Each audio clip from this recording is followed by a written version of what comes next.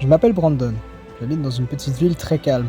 Je suis étudiant en cinéma depuis presque 3 ans et l'histoire que je m'apprête à vous raconter se passe il y a 3 ans, quand j'ai commencé mes études. J'arrive à l'université, je scrute les tableaux à l'entrée en essayant de trouver mon nom et la classe qui m'a été attribuée. Je finis par la trouver au moment où la cloche sonne. J'arrive en classe, je salue le professeur, m'assois à l'une des tables. Je regarde un peu les élèves en essayant de trouver ceux avec qui je peux devenir ami. Parmi eux, une fille attire mon attention. Une jeune asiatique aux mèches colorées d'un bleu très foncé et d'un mauve assez clair. Je dois avouer que je tombe assez rapidement sous son charme. Et en juger par son sourire, j'ai bien l'impression qu'elle m'a remarqué. Le prof commence l'appel. J'écoute chaque prénom et j'attends de voir auquel elle répond présent. Lisa June. Présente. June. Ce prénom me dit quelque chose. Je connais un June. Non, attendez, j'en connais deux. Mais oui, c'est la sœur de mon meilleur ami et colocataire, Kevin June. Je ne sais pas si elle m'a reconnu, mais elle m'en a pas l'air. Une fois la journée de cours terminée, je monte dans ma voiture et m'apprête à rentrer chez moi. Je vois Lisa sortir et marcher toute seule. Je démarre et avance jusqu'à elle. Hey, t'habites loin, pas vrai? Un peu, mais ça ira. Tu veux que je te dépose? Mais non, t'inquiète, nous ne sommes pas obligés. Mais non, mais je te jure, ça me dérange pas, je te rassure. Bon, bah, si tu insistes. T'es un pote à Kevin, toi, non? Ouais, je suis son colocataire aussi. T'es sa sœur, non? Bingo. Franchement, je comprends pourquoi vous êtes potes. T'as l'air grave gentil. Je rigole, à la fois flatté et gêné.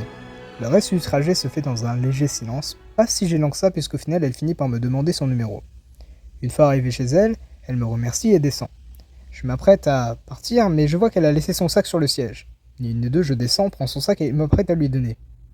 Lisa, attends, t'as oublié ton sac. Oh, merci, c'est gentil. Je peux savoir ce qui se passe ici? T'es qui toi encore? Lui là, t'inquiète, c'est juste un pote à mon frère. Oh, s'il te plaît, ne commence pas à me lâcher l'excuse de c'était juste un pote, hein. Et toi là, ça va de merde, dégage de chez moi. Je n'insistais pas et m'en allais. Je n'avais pas envie de me battre, non seulement par flemme, mais aussi au vu de la différence physique. Bon, en tout cas, peu importe la taille de la personne, j'étais de toute façon pas d'humeur à me battre. En montant dans la voiture, je pouvais voir la détresse dans le regard de Lisa. J'arrive chez moi, je m'écroule dans mon lit et sors mon téléphone. Je vois 3 messages non lus de Lisa. Salut. Désolé pour tout à l'heure. T'es bien rentré? Je réponds à chacun d'entre eux et nous avons poursuivi la conversation jusqu'à tard le soir. On saute 3 semaines plus tard. Malgré les menaces de son copain, qui d'ailleurs s'appelle Sébastien, j'ai continué à la raccompagner chez elle. Nous avons fini par rassembler quelques amis pour monter un groupe de rock. On faisait quelques concerts à l'université, dans quelques bars et même des brasseries. On avait un petit succès en ville. On nous appelait les Dark Red Dragons. Alors ça envoie du lourd en anglais, mais ça veut juste dire les dragons rouges foncés. Un soir, après un concert, nous sommes allés chez Lisa pour manger de la pizza et profiter de la piscine. On s'amusait bien jusqu'à ce que Sébastien arrive complètement bourré. Franchement, je ne sais pas quel genre de boisson il a bu pour finir dans un état pareil, mais j'ai pas envie de savoir. Enfin, si, j'ai envie de savoir le nom, comme ça m'évitera d'y toucher. Sortez tout de suite de chez moi. Mais c'est mes potes. C'est moi qui les ai invités, et puis c'est chez moi aussi, je te rappelle. Qu'est-ce alors. que j'en ai à foutre? Qu'ils sortent tout de suite. Je prends mes affaires et m'apprête à partir, sauf que Sébastien m'attrape le bras. Toi là, je t'ai demandé de rester loin d'elle, t'as pas compris? Sous le choc, je ne peux pas répondre. Il me serre le bras tellement fort que je crois qu'il va me l'arracher. Seb, mais qu'est-ce que tu fais? Lâche ton bras tout de suite. Je le casse d'abord. Kevin vient finalement s'interposer entre lui et moi. T'as pas compris ce qu'elle a dit? Lâche tout de suite, mon pote. Oh, le petit frère vient à la rescousse. Je peux savoir ce que tu vas faire au juste? Alors, je sais que ça va paraître un peu cliché, mais ça fait 10 ans que je fais du karaté, alors lâche-le tout de suite. Sébastien soupire et finit par me lancer sur le sol. Je me relève assez maladroitement, remercie Kevin et je sors. Une fois dehors, j'observe mon avant-bras. Cet enfoiré l'a serré tellement fort qu'il était devenu rouge. Hey, ça va? Ouais, je crois. De toute façon, je savais que c'était pas un mes bien. Certes, mais tant que Lisa est heureuse avec lui... Mais justement, elle ne l'est pas. Elle m'a dit que depuis qu'elle a vu comment il te traite, elle a envie de le quitter. Je ne répondais plus. Je me contentais de conduire jusqu'à notre appart, tellement j'étais perdu dans les pensées.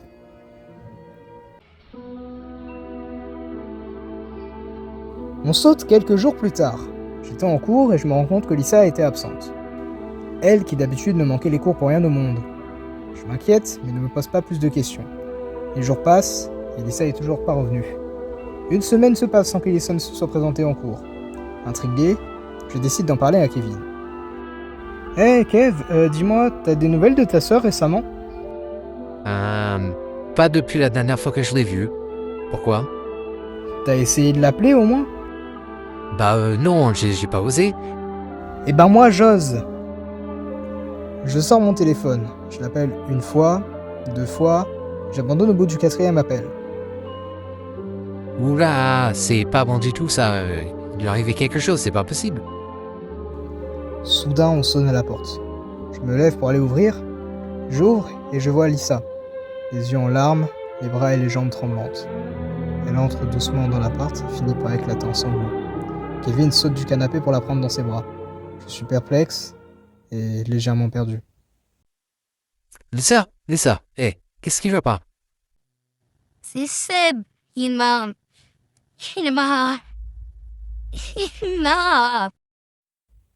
Elle essaye de finir sa phrase mais n'y arrive pas.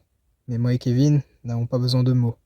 Seuls ses gestes et la terreur dans son regard suffisent à raconter l'horreur qu'elle a vécue.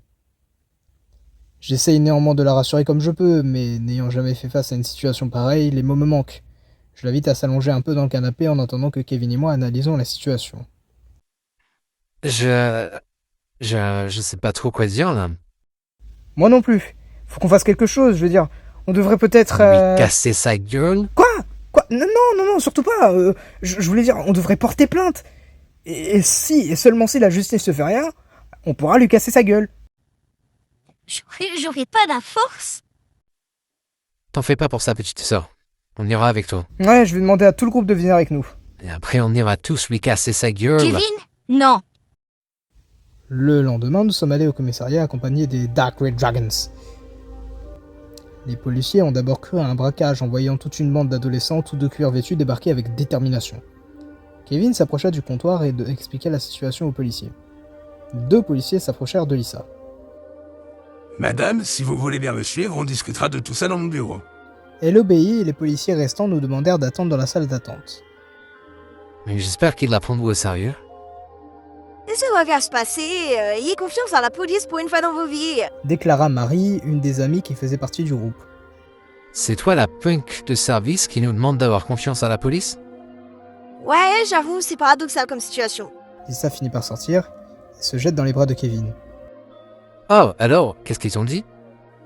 Désolé, jeunes gens, mais une plainte de ce genre sans preuve est irrecevable. Pardon? Et mon poing dans ta gueule, c'est recevable? Ça, c'est de l'outrage, jeune homme. Agent? Vous? Sérieusement? Vous ne méritez même pas votre titre d'agent tellement vous êtes incompétent. Il sort du commissariat furieux. Je cours pour aller le rattraper. Hé, Kevin, je peux savoir ce que tu fais? Je vais rendre justice, Brandon. Je vais rendre justice. Et c'est pas une très bonne idée, ça. Parce que t'en as une meilleure, peut-être. Je préfère aller en prison pour n'ayant fait justice plutôt que rester là à rien faire. Alors tu fais quoi? Tu viens avec moi, oui ou merde? Alors non, clairement pas. Je fais clairement pas le poids face à Bastien. Ah, non, t'inquiète, lui casser sa gueule, c'est mon travail. Toi, je veux juste que tu viennes récupérer les affaires que Lisa a oubliées chez lui. Une fois arrivé là-bas, Kevin frappe la porte de toutes ses forces. Sébastien arrive en courant, l'air complètement choqué. Encore vous? Va récupérer les affaires, Brandon, moi je m'occupe de lui. Sébastien voulut me barrer la route. Mais je peux savoir où tu comptes aller comme ça? Kevin le frappe au visage si fort qu'il tombe en arrière. Je courus jusqu'à la chambre de Lisa récupérer ses vêtements, sa guitare et d'autres objets. Je ressortis, mis toutes les affaires dans le coffre et retournai à l'intérieur pour chercher Kevin. Il était toujours en train de se déchaîner sur Sébastien. Kev, calme-toi. Je crois qu'il a eu son compte là. Viens, on s'arrache. Ouais, j'arrive. De toute façon, je commençais à avoir mal aux mains. Il se releva et sortit. Suite à ça, j'ai pu négocier avec les propriétaires de l'appartement pour que Lisa reste chez nous quelque temps. Les mois passent, sans la moindre nouvelle de Sébastien. Le seul point positif de cette mésaventure, c'est que, sans lui, Lisa pouvait sortir plus souvent, et par conséquent multiplier les répétitions avec les Dark Red Dragons. Et vint un jour, le jour de l'ultime concert. Fini les bars et les brasseries, la mairie nous a autorisés à jouer dans un stade. Pour marquer le coup, Lisa voulait chanter la chanson I Can't Handle Change du groupe Roar. Pause. Alors j'ai pas les droits d'auteur de la musique, Mais comme je suis pas monétisé, j'en ai rien à foutre. Mais durant les répétitions, elle avait énormément de mal à chanter car elle avait associé les paroles à son ancienne relation avec Séven. J'invitais Lisa à sortir peu de temps avant le concert, histoire de lui changer un peu les idées. Nous avons marché sur le port. Elle s'adossa à la barrière, observant la mer, le sourire aux lèvres, les lueurs orangées du coucher de soleil se reflétaient dans ses yeux remplis de larmes. Ça faisait un bien fou de la voir sourire après tout ce temps. J'essuyais les larmes qui coulaient sur ses joues. Elle releva la tête pour me faire face. Sans rien dire, une fois de plus, les mots n'étaient pas nécessaires. Le soir venu, le concert démarra. Le stade était plein. Tout le monde chantait, criait.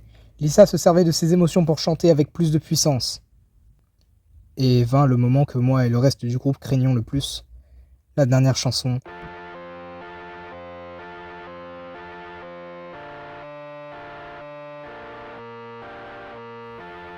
Je me tournai vers Kevin.